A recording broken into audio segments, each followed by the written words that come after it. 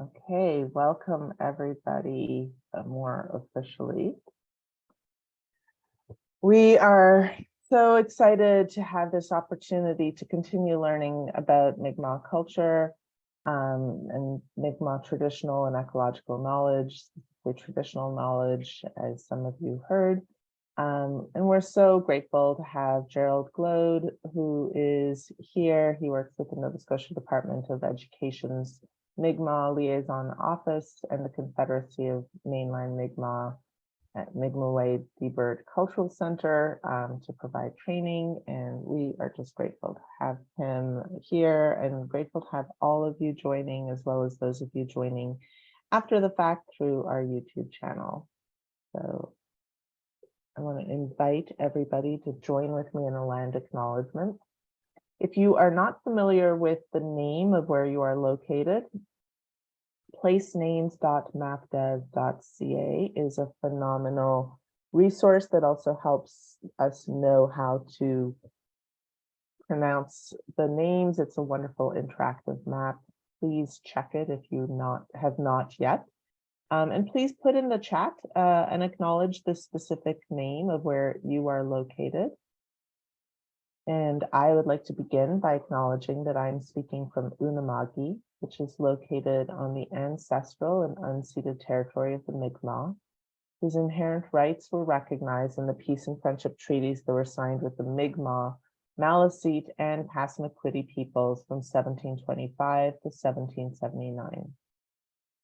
This series of treaties did not surrender Indigenous land, resources, or sovereignty to the British Empire, but instead established rules for an ongoing relationship between nations.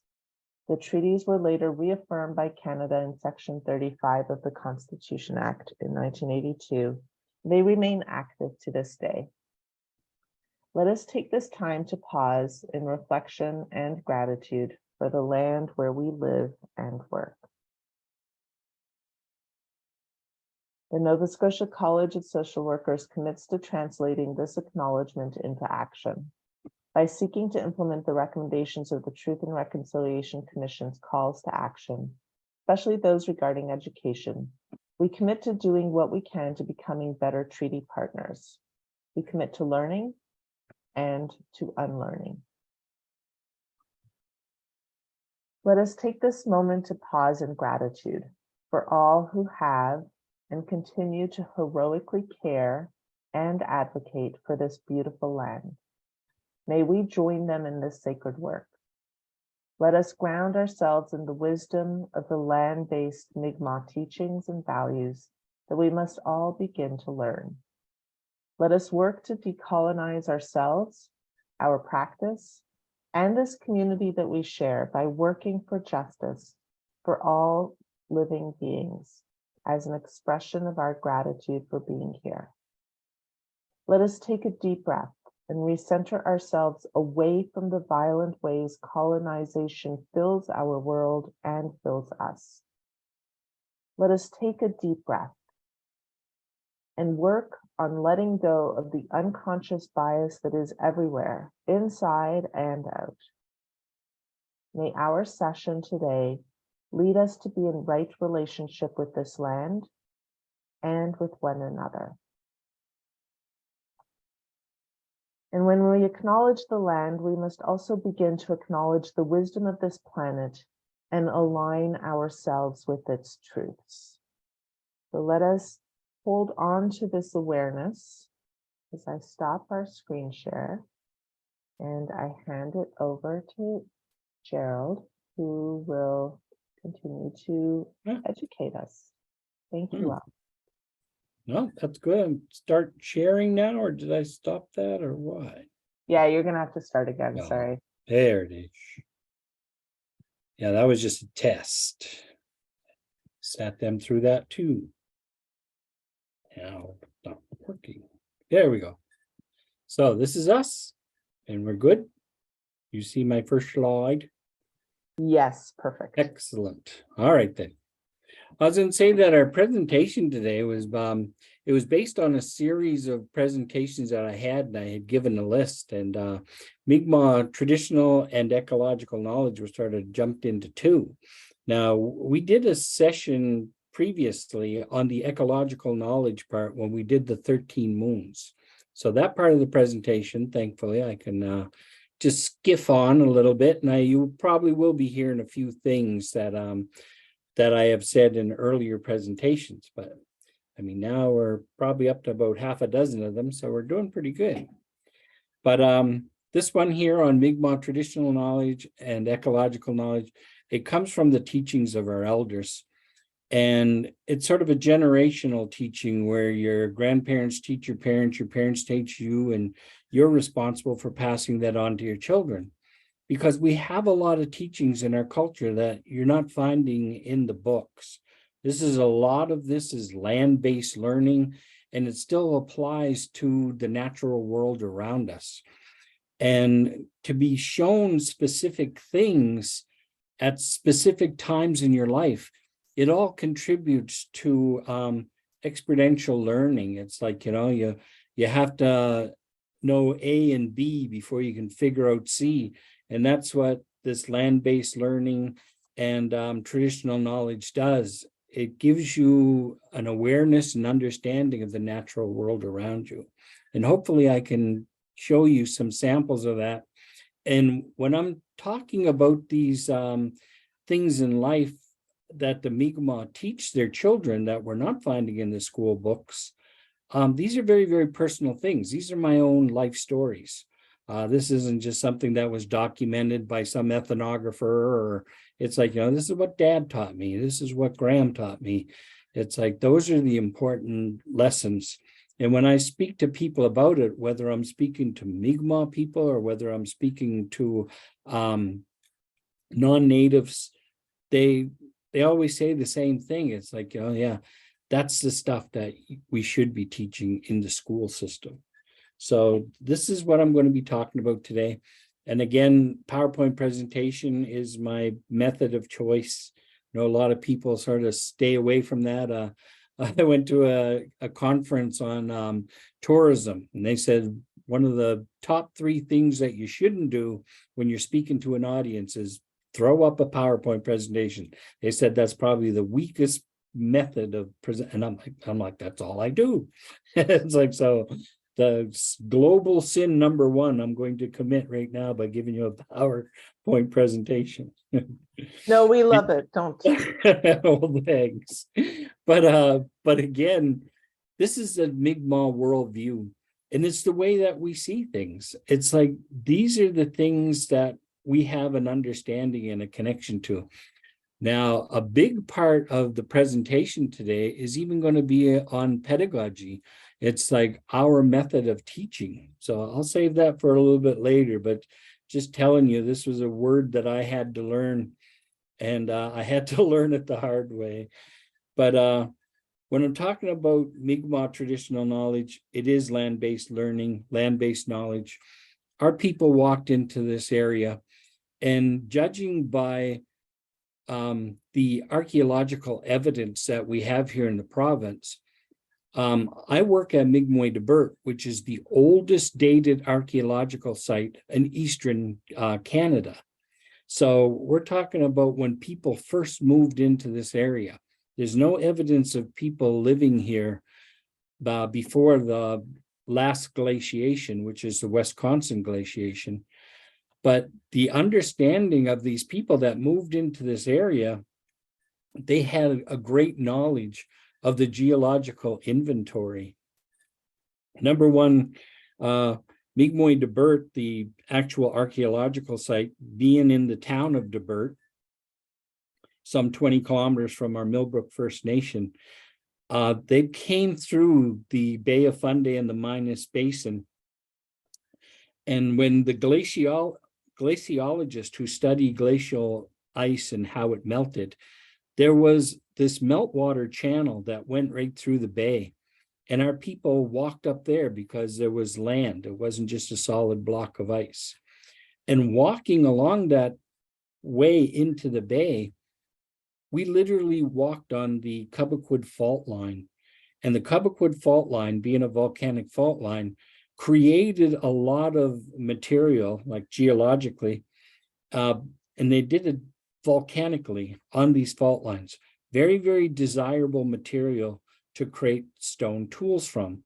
So as our people migrated into this area through this meltwater channel, they literally walked on the rocks that they needed in order to survive.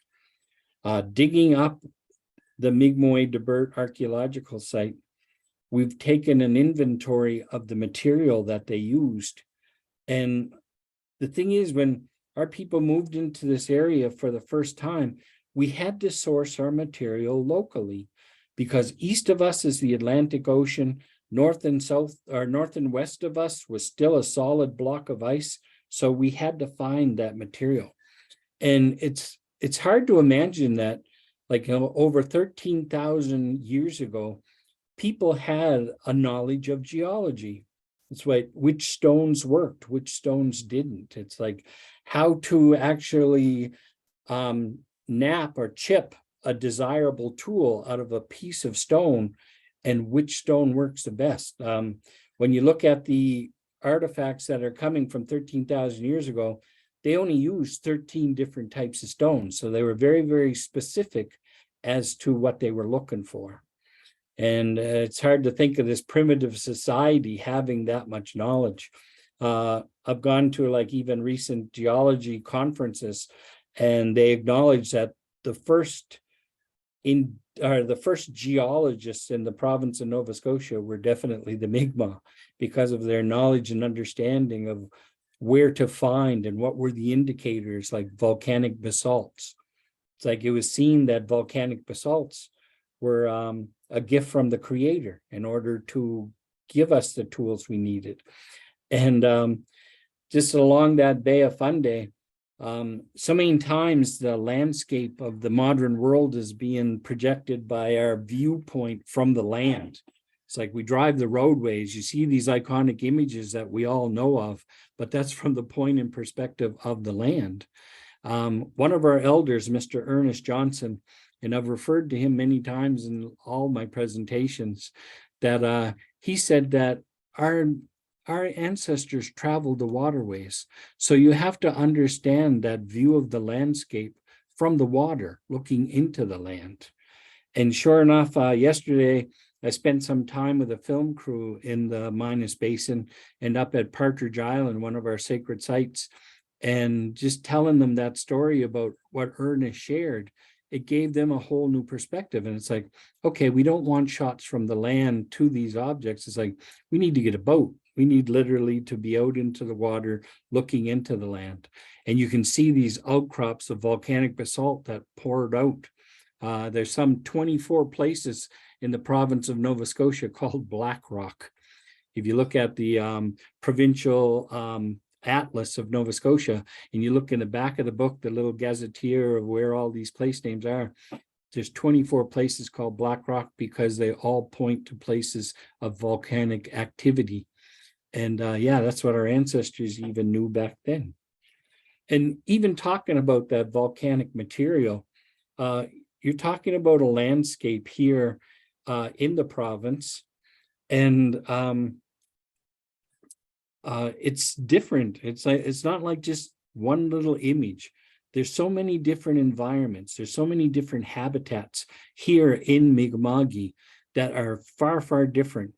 And our people were coastal people, and we got 80% of our sustenance from the water.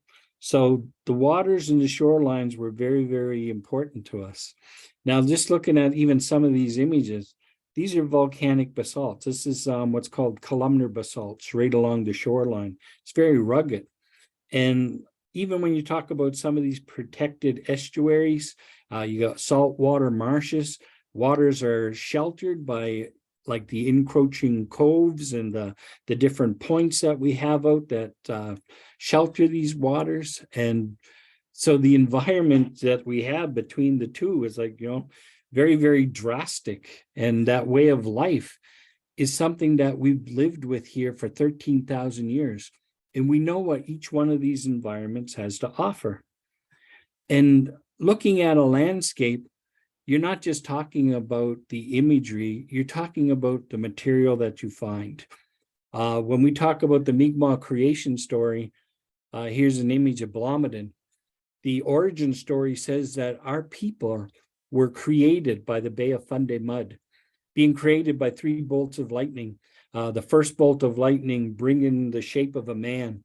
The second bolt of lightning brought that figure to life, and he was still attached to the ground. So all he could do was observe and learn. And then was the third and final bolt that literally set him free. And as he walked around Mi'kmaq, he learned about the family members that he had. Each one of his family members, his grandmother was created from a stone that was heated up by the sun. His mother came from the leaves of a tree. His nephew, which was his mother's sister's son, he met on the sweetgrass where the foam from the ocean met with the grass in there.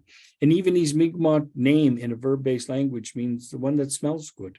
And that's literally our name for sweetgrass. So we have got this connection in every level, from physical to the material part of it, to even the spiritual connection we have from our stories on this land and being here. And the teachings that each one of these environments brings you comes from need and necessities. This here is a wonderful photo of my grandmother's rabbit pie. And she sent my father and I out on a hunting expedition, said, I need 3 rabbits. She wanted to make 2 pies. I mean, we had a big family, so 1 pie wasn't going to fill us, even though those pies are pretty big and hearty. But the hunt for the 3 rabbits, it started off with my father and I crossing the farmer's field to the fence. And as soon as we crossed that brook, my dad saw the first rabbit. He shot that rabbit, and when we went over to retrieve that rabbit, he saw a second rabbit, and he shot that rabbit. And so he went over to retrieve the second rabbit, and from there he saw a third rabbit. We weren't in the woods 5 minutes, and we had 3 rabbits, and then we came home. And even my cousin Denny Gloade, he was living just in behind our house, and he saw us as we walked by his place and walked across the field to the brook, crossed the brook. And then we came out. He goes, man, you guys weren't even in there 5 minutes. He said, I saw you guys go in. And here we were coming out with 3 rabbits already. But as we were hunting, I asked my dad a question. I said, Dad, how do you do that? I'm like, Dad, how do you see white rabbits on white snow? And my father wasn't much for words, and he wasn't much for explanation. So what he left me was, you don't. He said, you see purple on blue. And so I'm like, I asked him, how do you see white on white? And he said, you don't. It's purple on blue. And then he never elaborated, and I sure as heck didn't have the nerve to ask him. And my father passed away in 1976. And about 10 years later, I was doing this painting, and this is one of my little paintings, and doing a picture of a snowshoe rabbit in the snow. And as I'm painting, I'm like, well, snow is coal, so I'll add a little blue to my white to make it look coal. Then I was thinking, well, with the rabbit, it's like, I got to add a little mauve into that to give it, because a rabbit's a warm-blooded animal. He's a warm animal. And then it hit me like a ton of bricks. It's like, that's what Dad was talking about. Dad was talking about, you don't see white on white, you see purple on blue. And it's like, even after he was dead and gone for a decade, he's still teaching me. This is basically a rabbit, purple on blue. And what I did was I reduced the amount of color in both the rabbit as the object and the background as being snow. So the lighter I got, it's like, you can see, even at 5% on 5%, you can still see that purple on blue. And what you literally do is you train your eyes to see this. And once you have that ability, it's like looking at black on white. And that's what that skill that he taught me about hunting was related to our observation and our ability to, like, focus. And that is a very, very important teaching. Not just like, we're talking about hunting for sustenance. So many people today hunt for the sake of hunting and the victory or the kill. It's like, man, when I hunted when we were kids, or when we fished when we were kids, we weren't looking for a trophy to mount on a plaque. It's like we were looking to feed our family of 9 kids. And many's the times it's like, you've gone out, you bring the food back, and it's like, yeah, it's like we're eating tonight. And it's like it's going to be fresh trout. So like that was our way of life with the family that we had, and those were the teachings that we had. But even going back, looking at that purple on blue, that's just one of the teachings of observation. You have so many other senses that you have to use. Talking about hunting and fishing, you're looking at this plate and you see biscuits, and like you see the fiddleheads, and you see potatoes, and it's like you're looking at that meat, and sure enough, it's got what is that? Shake and bake on it. It's like, yeah, well, what is it? It's like, what's inside that crusty thing? It's like, well, that's porcupine. And I remember being out with my dad, and we were hunting rabbits, and it's like, no, didn't find any rabbits that day. But he told me, he said, shh. He said, smell that. And I'm like, what? I'm like, you don't shush so you can smell something. You shush so you can hear something. I'm like, I was connecting the auditory senses, like, of sound and the noise that's made. But my dad told me, shush. And again, it's like, what are you smelling? He was smelling the musky oil of a porcupine. And that is what you're doing with a porcupine. Number one, they're hiding the boughs of trees, and they're hard to see. But when you hunt with the sense of smell, it's undeniable. It's like, and even to me, it's like, it smells like a bear, but only fainter. It's like a bear far away. It's like, so when you're picking up that scent, it's like, is that the scent of a porcupine really, really close? Or is that a scent of a bear a little farther away? The same thing can be applied to a fox and a skunk. A fox has a smell like a skunk, but it's very, very faint. So it's like you're learning to use these. And when I'm talking to Dad about, like, sort of laughing, saying, you don't be quiet so you can smell things, you be quiet so you hear things. He said, hey, you've got 5 senses. The more senses you use, the more it gets embedded in your long-term memory, and it becomes a part of you. He said, when I talk about these sacred sites, it's like, I don't tell you where they are or show you a picture in a book. Or today he would say, I don't give you a website to go visit. It's like, I take you there. That way, you know what it sees, what it looks like, you know what it sounds like, you know what it smells like, you know what it feels like. It's like that gets embedded in you. You're now part of it. And that was a big part of traditional learning. And it was all the connections of applied knowledge.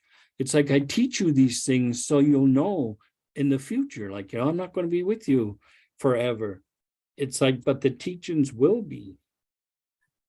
And even I remember walking up by the power lines, and my dad said, you hear that? He said, listen.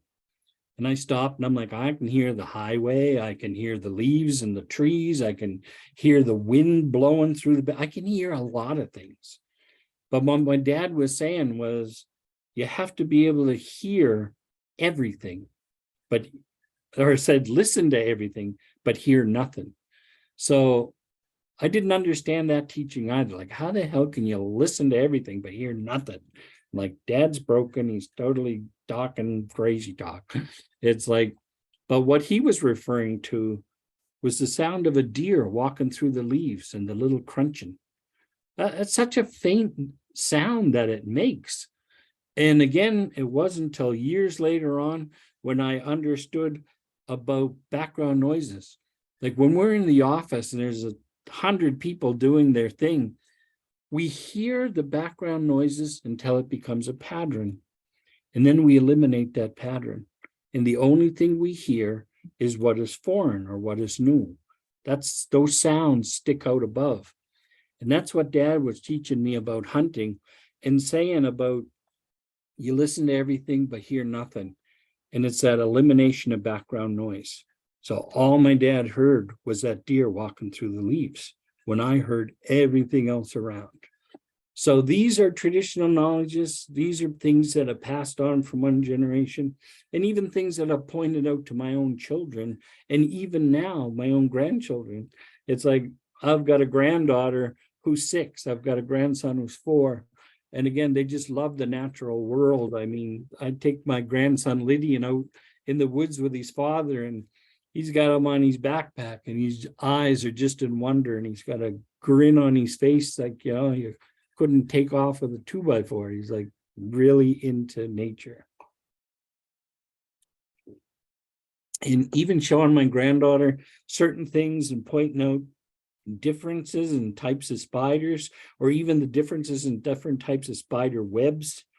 I mean, one of the first books I did was a book on insects and dedicated it to my granddaughter and even the teachings that you'll find in that book.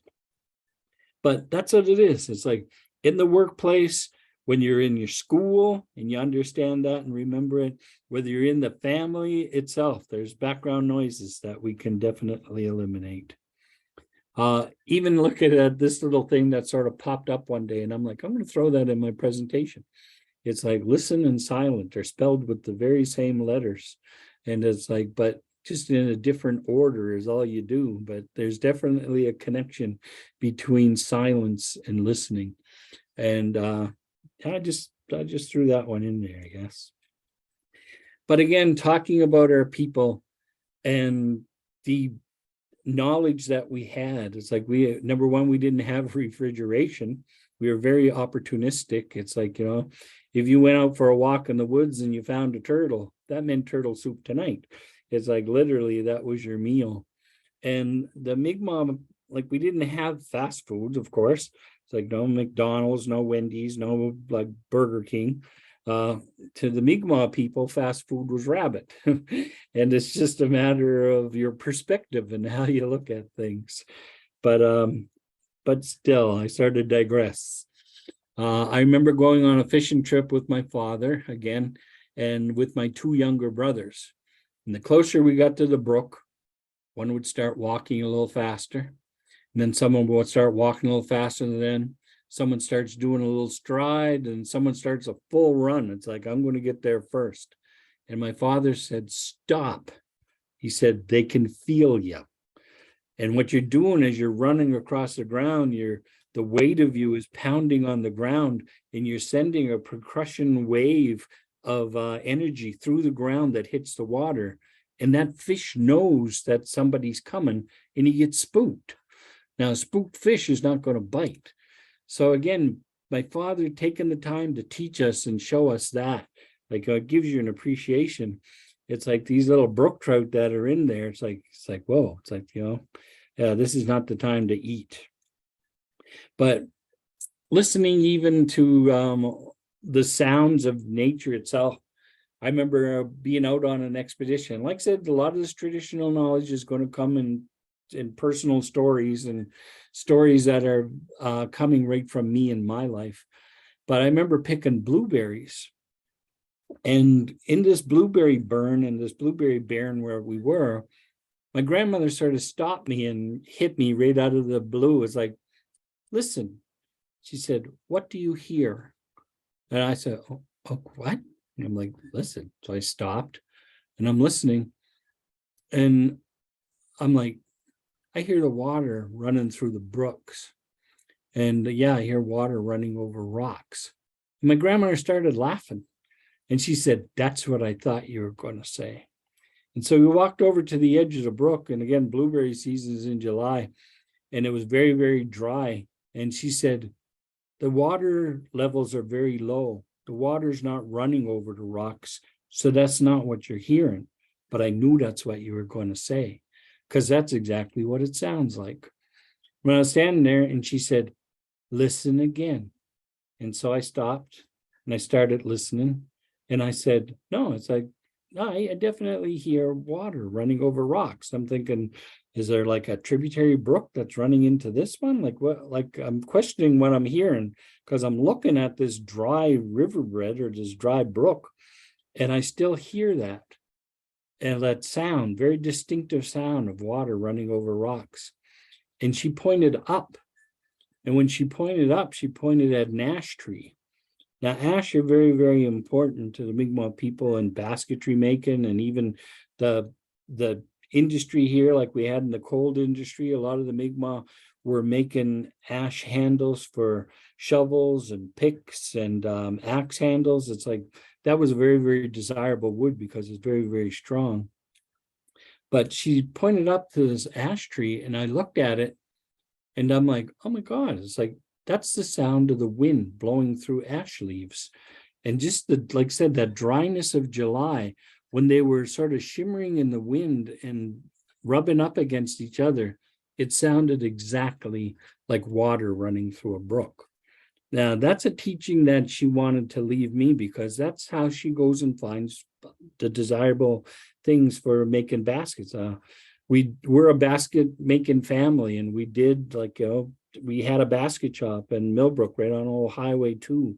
And through the 50s and 60s, the sale of baskets, that predates plastic bags.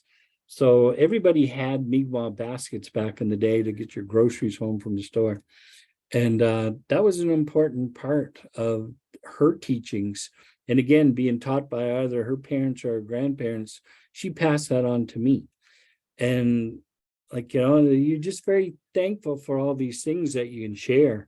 It's like, as a heritage interpreter, we tell these stories through our cultural centers and through our knowledge holders, and just comparing notes about the different teachings that we had all received. It's very important to keep those things alive and that connection to understanding. And like I said, there's actually an image of an ash tree and just the leaves, and you're looking at the way that the leaves are opposite from each other. They're not alternate. It's like there's a very distinctive pattern to these leaves and how they grow. And that way, like the trunk of the tree, it's like, it's not as distinctive. It's like, and compared to the trunk of another tree of another species. But when you have knowledge of either how the bark looks or how the branches look, one of our most desirable trees that we have is birch as well. And it's like, do you know the difference between a white birch and a yellow birch? It's like, these are the telltale things that they teach you that gives you an understanding of what works and what won't work. And even today, you'll see somebody going at a gray birch, and they're trying to split the bark, and it's like, man, it's not coming. It's the wrong time of year. And I'm like, no, not the wrong time of year. It's the right time of the year, but you're whacking at a wrong tree. It's like, you take a look at the bark of a birch tree. It's white, but if it's got white branches, you got a white birch. If it's got black branches, it's a gray birch. And even where the branches come off of the trees, there's this little black triangle. When you see that little black triangle on there, it's like, well, that's not going to work. It's not going to be as desirable. So just species identification was a big part of Mi'kmaq culture. And it's still a big part today. I mean, if I were to show you two pine trees, pine tree is a very fluffy looking tree. But would you be able to tell between whether it's a white pine or a red pine? And it's like they grow in different clusters. Now, a red pine tree, it has little needle clusters of 3. Now, a white pine tree, it's got needle clusters of 5. It's like when you look at these pine trees, it looks like a pine tree, and you may know what a pine tree looks like, but it's like, what species of pine? Well, what you got to do is you have to think about the English spelling of it. R-E-D, red, 3 letters. Those are the ones that cluster in needles of 3. W-H-I-T-E, the letters of 5. They have in clusters of 5 is the white pine. So from now on, whenever you're walking in the woods, or if you've seen pine needles on the floor of the forest floor, you pick it up and count the clusters of needles that are on there, and that'll tell you And again, different trees are good for different things. Traveling along the highways after a winter storm, you see the birch trees just bowed right over from the weight of the snow. They're not snapped. If that's a popple tree and you put a lot of weight to it, it's going to snap. It's going to snap right off. Popple's very, very brittle and not very desirable for construction.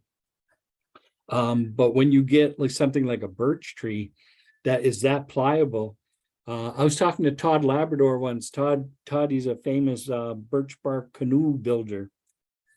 I mean, his fame goes on beyond that, but he's known for a lot of things. He said, if I steam birch, he said, I could tie it in a knot. He said, it's that pliable. It's like literally, and again, he started off with this young tree when it was very, very young, very, very small and supple. Steamed it up, tied it in a knot, and then grew it. So the tree grew with a knot in it. And again, replanted that, and he's got it growing on his property, and everybody who looks at it goes, how the heck did that tree grow like that?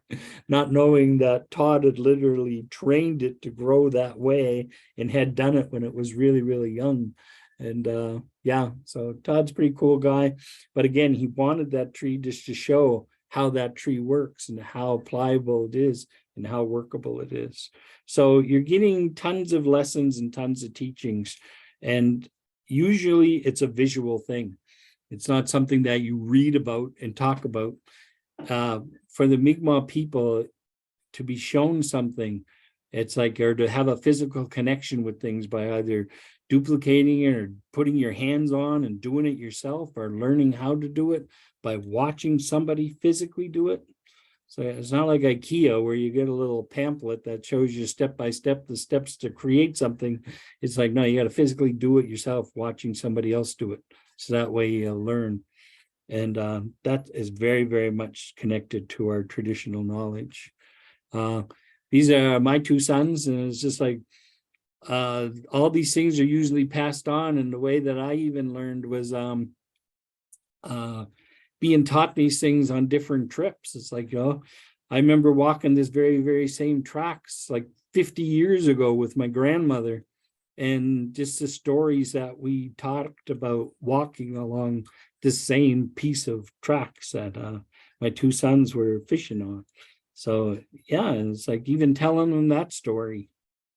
It's like my grandmother passed away in 80 and my oldest son was born in 86. So he never got to meet my grandmother, but he's got a lot of her teachings. And Kyle was born in 94. So it's like, that's like a lot farther away from both my grandmother and my father, but they still get their teachings. I remember one day my grandmother told me, she goes, take a look out there in the ball field. What do you see? I said, I see a patch of snow. And she laughed. My grandmother was always laughing at me for saying something stupid. But she said, that's not snow. She goes, look harder. And I looked out there. I'm like, oh, I said, that's a flock of seagulls. She goes, yeah, we had a storm coming. Says seagulls live out in the ocean. I spend their evenings like, you know, just sitting on the waves. It's like, you know, waiting for the sun to come up again. And she was saying that whenever we have a storm coming, that the animals know. There's indicators that they pick up on, and they'll move inland for shelter. So seeing all those seagulls out there in the ball field, we're going to hit with a hard storm. And sure enough, we were. And these are just some of those teachings. It's like they fly inland to get away from the ocean whenever these storms are coming. So a lot of our traditional knowledge came from the observation of different things in our environment, whether it was the animals and how the animals behaved, or even the weather pattern. My elder, Dr. Lillian Marshall, she was from Bodeladek up in Cape Breton, near the community of St. Peter's. And she said, the weatherman, well, go back a little. We had an Elders Advisory Council on Friday. And at the end of the meeting, we had our closing prayer. And Dr. Don Julian said, like, you know, you guys be careful and watch out for the storm coming this weekend. Like, you know, you take care of yourself and be prepared. And Lillian said, what storm? And everybody was saying, well, it's all over the news. It's in the papers. It's like, you can't turn on the TV without them talking and warning about this snowstorm that's coming. And Lillian said, there's not going to be a storm. And she sort of left it at that. And so I made my way around the table. She sat across from me at this large boardroom table full of elders. And I said, so what do you mean by that? There's not going to be a storm. I'm like, that's all you're hearing about is a storm. And Lillian said, well, where'd you hear that? I'm like, on the news, the weatherman. She goes, oh, the weatherman. The weatherman's stupid. Said, the weatherman thinks he can look at today's weather and tell you what's going to be for the next 7 days. He's like, that's not the way it works. Said, the weatherman has got to learn the Mi'kmaq way of looking at the weather, and that's look at the 7 days that have just passed, and there's a pattern to it. She said, you look at the last 7 days and you'll be able to tell what tomorrow is going to be. And she said, I don't see any indicators. There's no storm. There's no storm coming. And she said, well, what do you think of that? Sort of going against science and going against all these warnings and TV and all these know-it-alls. And I said, well, I'll tell you on Monday. And I just sort of laughed and left it with her. And sure enough, that Saturday was a beautiful day. That Sunday, I was actually, that Friday night, I drove down to Acadia University to pick up my son. And we were taking him back on Sunday, and we had intermittent rain. And I know it was intermittent because my wiper blades were set to intermittent. And there was never a storm that came about it.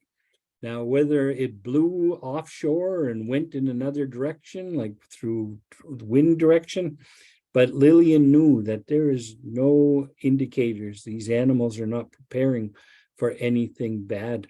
So it's not going to happen, and it didn't. And there's just so many stories and references to patterns and pattern recognition. Again, Dr. Lillian Marshall, the same elder, she said that was the key in order to survive. Pattern recognition comes with 3. She said you have to observe, you have to memorize, and you have to compare. That way you know what's going to be happening. Like once you establish the patterns, just like there are patterns of our occupation here in these lands of Mi'kmaq. We've been on this planet in this area for its journey of over 13,000 times. The planet Earth went around the sun, and it played out the seasons. Each one of our months, as I talked about in the moon calendar, is named after something that goes on in the environment during that moon cycle. Even today, we're in the month of June. June is Nebikellikus. Nebikellikus comes from a collection of prefixes and suffixes that create the moon time of the year or the moon cycle of the year, that Nebik is at full bloom. Nebik is the leaves. So you look out your window and you see the leaves fully flushed. It's like, that's June. It's the time of the years that the leaves are fully flushed. So this is our verb-based language. This is our connection to the ecological calendar and ecological knowledge. And it's through pattern recognition that we've sort of unlocked the key to understanding the events that happen. And again, the storm surges that we have, whether they be at the shore, we went through a bad one. Like, I don't know where, like I see some 60 participants. We lost 2. It was 60, now we're at 58. But again, it's like, I don't know what part of the country you guys are from, but there are environmental things that go on in your area that can be observed and understood. But here in Nova Scotia, we have to deal with storm surges from the sea. And even when we had Hurricane Fiona, that walloped us bad. And that would happen in the fall of last year, and we still haven't recovered. There's so much damage that is done in different areas. And driving through Nova Scotia, you can see the areas that were spared. You could see the areas that have been hit the hardest, and the effect. You can't even go for a walk in the woods. There's so many trees down. Like a down tree, you've got to go under, over, or around. And the thing is, you go under, over, or around, and you just met with another down tree. It's like, yeah, a simple 5-minute walk in the woods and that'll take you 2 hours. It's like that kind of knowledge.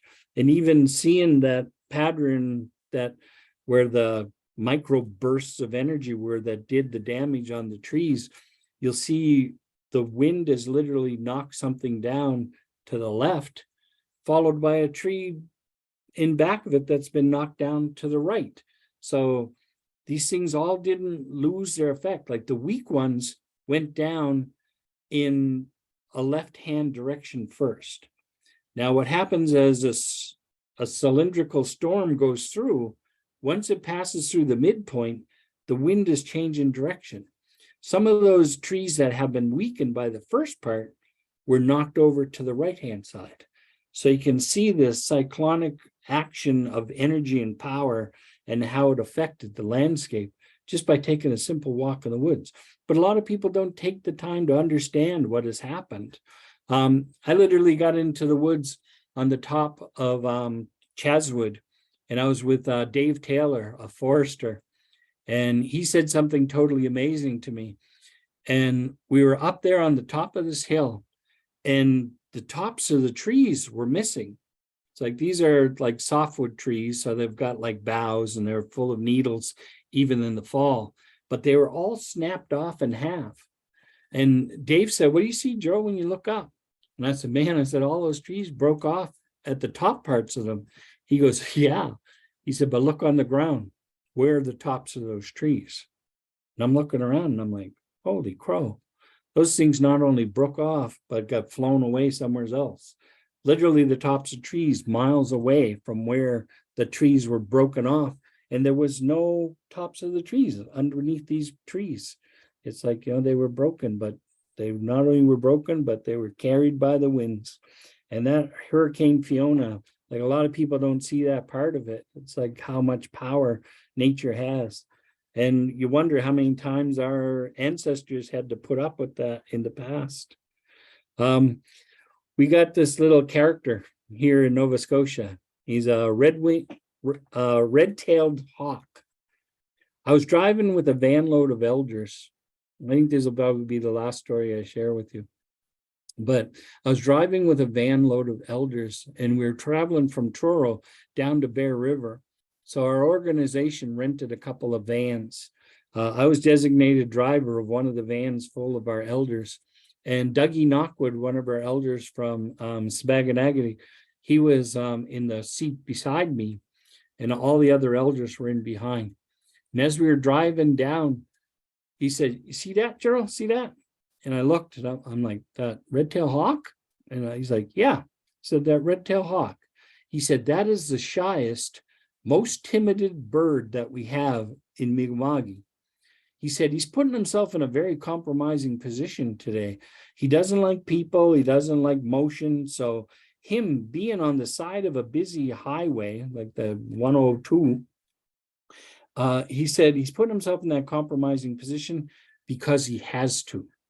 He's out here by the highway hunting the fields for mice because he has to eat. And he has to eat today because he's not going to have the ability to eat tomorrow or the following day, or maybe even the day after that. He said, there's a storm coming and he knows it and he's got to eat. And he said, they have senses and perception of things in the environment, and the animals are always prepared. He said, if you want to know what bad weather is like, he said, you ask the animals. You don't ask the people. It's like the animals are always in preparation for different events. And once you understand that knowledge and you see it, he knows that that connection to the red wing or the red-tailed hawk is connected to weather. And you see him sitting on this fence. And I told my boss, Tim Bernard, that. And Tim Bernard, he's a family man, and he goes out with his family doing recreational activities. They got a big RV, and they travel on weekends to different parks and stuff, spend their time. And Tim always calls me or emails me whenever he sees a red-tailed hawk on the side of the highway. And it's like, remember you told me that story that Dougie shared with you? And he said, we're going to get a storm. And sure enough, every time Tim emails me, or if I see a red-tailed hawk on the side of the highway, bam, we get hit. We're another 2 or 3 day storm. And it's like, this guy is out there and he knows. So just having that understanding of the connection to nature. I think I'm going to stop sharing now and see if any of you guys got anything that you wanted to ask. So yeah, what do you think Thank about? you so Yeah. much. Yeah, so there's a lot of gratitude for you in the chat. And there was a question about wondering if reading the knowledge ability to read weather 7 days back to understand. I'm wondering if reading the knowledge and ability to read weather 7 days back to understand the weather that is coming is being affected by climate change. Definitely the Mi'kmaq have an understanding of climate change. We've got a verb-based language which talks to us about when things happen. The month of November is what is the month of November is Keptikawikuse. And Keptikawikuse in the Mi'kmaq language means the moon time of the year, or the time of the year that the rivers freeze. Now, when I was a kid growing up, sure enough, the rivers and brooks did freeze in November. And I remember fondly, like, playing hockey and skating the brooks for miles, and in November, like pre-Christmas, hoping to get either a new pair of skates or a new hockey stick or something for Christmas. That's what that time of year was. Now the rivers, they don't freeze at all. That's global warming. That's climate change. We had a conference back in the early 80s, and the people who organized this conference on global warming, and that's when it was still a tree huggers myth, right? Like, it's like something that's coming. It's like, this ominous thing that people started talking about in the 80s. Well, the organizers had the foresight to bring in the Mi'kmaq elders, and we had the Mi'kmaq elders, and they all gathered around one table. Like, you had 100 participants in this conference. One little table was with elders all from Cape Breton. So they asked the Mi'kmaq to come up, and Dr. Merdina Marshall from Eskasoni, she got up and took the podium. And she said, you want to know what Mi'kmaq think of global warming and climate change? She said, we have June bugs in May. We have Mayflowers in April, and we have April showers in March. It's like deconstructing it and putting that timeline that was set out and moving it back. It's like, that's global warming. It's like things are not happening when they used to happen. And things were given specific names because the connection to that time of year, and they don't sync together anymore. And she was very, very true. And after she made that statement, you could have heard a pin drop. Everyone was like, oh my God, it's not something that's coming, it's here. And that was a pretty good moment, like, back in there, to have one of our elders say it in so little words and have such a large effect on a group of people. It's pretty good. Thank you. We have 2 more questions that I'm going to ask, and then we will be done. One is about your thoughts on hornets' nests being close to the land or high Right. up to predict the amount of snow coming that winter, and does pine cones being high on the trees signify anything? So that's one of the questions. Pine cones, that's just sort of part of the annual growth. All the growth is taken up on the top. The residual branches are dying off anyway. So that one I don't understand. I don't see the connection because that's just where they go. But as for the hornet's nest, I do have and known that and have experienced it. And literally even mowing my lawn on my own property and coming across bees that are in the ground. And then that's like that winter or that coming winter, it's like, and it's like we went through the whole winter and I shoveled my driveway 5 times. It's like there was no winter. And even last year was not a very, very prominent winter. But again, thinking of the insects and the bees that will build in the ground or trees lying on the ground. But again, years of heavy snow, they build up and they build into trees and in hollow trees and off of the ground. So yeah, they do have a connection. They do have a knowledge. And whoever asked that question obviously has heard stories somewhere itself. So yeah, that's pretty good. Thank you. There's one last question and then Sure. we'll stop recording. This is all available on our YouTube channel for y'all. The question is, you've talked a lot about observation and silence, and can you say anything about mindfulness techniques as a way of staying connected to this knowledge and potentially for yourself in your own artwork? Well, again, I'm a teacher. I'm out there every day with kids. And that's one of the good things that came out of COVID, was getting the kids out of the classroom, getting them on the land. And it's not a matter of talking about them or teaching them, it's showing them, and they can see things happening. And that there is a big part of that pedagogy of learning. It's like, don't tell me this happens, show me it happening. And they learn more from visualization and seeing things. And yeah, it's like right now, it's like we still have 4 seasons. We still have 3 months per season. There are things that go on an annual basis that they may not understand. Even something as simple as myself going to these different schools and saying, like, when you guys are on summer vacation and these kids are getting ready to go on summer vacation, saying, like, it gets dark at 9:30, 20 to 10. You're like, yeah. I said, but when you're on Christmas vacation, it gets dark at 4 o'clock before supper. And they're like, yeah. And they're like, never thought of that before, but by gosh, I think you're right. And then I'm like, that's after daylight savings time. We actually set the clocks ahead or back an hour. So that way we got an hour more of daylight. That's why they call it daylight savings time. And it just puts us in daylight hours, more hours of the day, like that 1 hour more. And I'm like, it would have got dark at 3 o'clock in the afternoon. So there's that difference between 3 o'clock in the afternoon, the sun's down and it's dark, or 9:30 in the evening when the sun goes down and it gets dark. But even just to put that in their mind, and it's like, the planet Earth, it rotates around the sun, but it doesn't just go around in a circle, it goes around on an angle. And right now in June, we're at the bottom of that bucket. And when we're at the bottom of that bucket, the days are super, super long. And what's going to happen after June 21st, which is next week, and it is National Indigenous Day. It's not an arbitrary day that is set by the government to celebrate a Native culture. It is our celebration of when the planet Earth goes from its sort of its lower rotation up there. Days are going to start to get shorter after that. It's going to get darker earlier and earlier and earlier until December 21st, the winter solstice, when we're at the very, very top of the ring. And then we start to make that journey and days get longer again.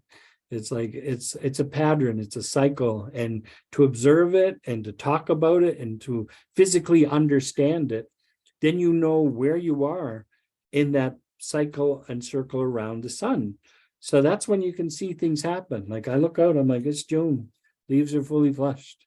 It's like, this is it. It's like, a month ago, the buds were just starting to open. And it's like, yeah, now we're here.